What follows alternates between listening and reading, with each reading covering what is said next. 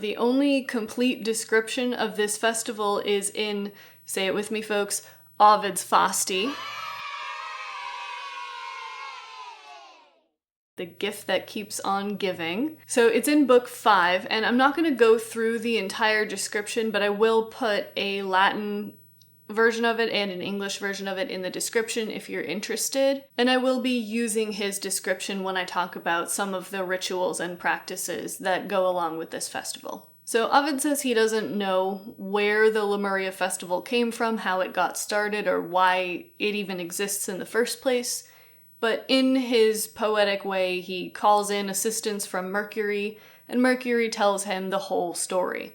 Now, I should note before I tell this story, this is just Ovid's theory, and it doesn't really come up anywhere else, so this may be one of those times that Ovid is just filling in a gap. So anyway, he says that this festival originated with Romulus and Remus, the twins who founded Rome. Romulus ends up killing Remus, and as a result, Remus is one of those unfortunate souls who died an untimely and violent death, especially because it was at the hands of his own brother, his twin brother. So as you can imagine, his spirit is not very happy about this.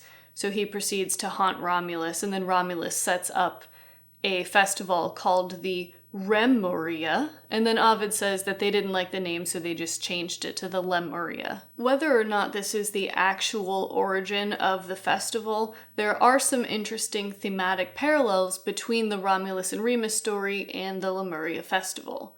We've already talked about Remus being killed, so his death is untimely, violent, at the hands of a family member, but it also brings up the notion of not doing right by your family members, especially your deceased family members. So in the case of Romulus and Remus, Romulus's murder of his brother, followed by the neglect of his ceremony afterwards, is the reason why Remus's spirit is unappeased. In the Lemuria festival, the spirits that you're dealing with are not just random spirits that somehow wandered into your house. They are your ancestors that have not been pleased with the way that you've been treating them.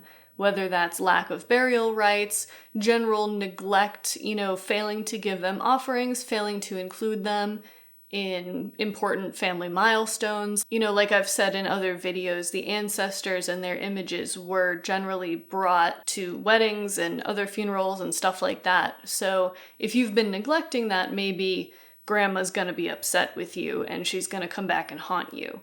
So these are the spirits that we're talking about. So the Romulus and Remus story may have like a symbolic connection to it, even if it's not the actual origin of the festival itself.